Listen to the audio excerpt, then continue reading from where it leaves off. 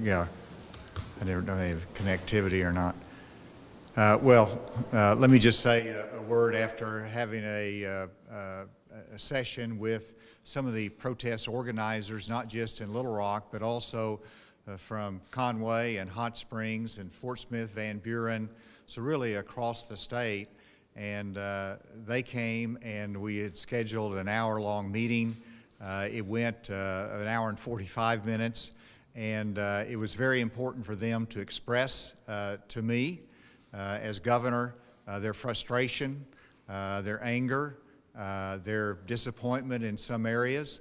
And so we had a long conversation about how the protests have been handled, about the police response.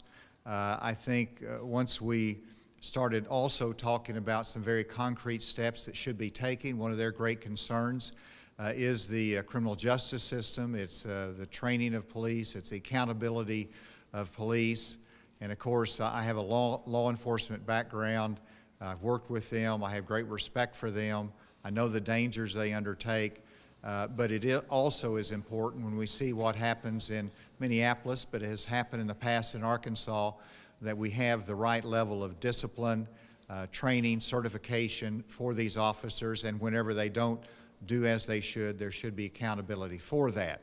And so that was really an area of consensus that I hope that we can take some action on in the future in terms of looking more closely at how we can enhance the professionalism, that we can enhance the training and accountability, racial sensitivity of our law enforcement, and make sure that's reviewed not just by those in law enforcement, but also by community leaders. And so I think there's more work to be done there.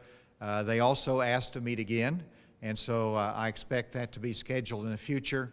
I hope that this is productive in terms of broadening understanding, having more appreciation. I know it does for me, that I'll understand more of what they're going through and what their challenges are.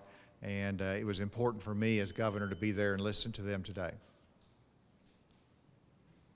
Is there any questions?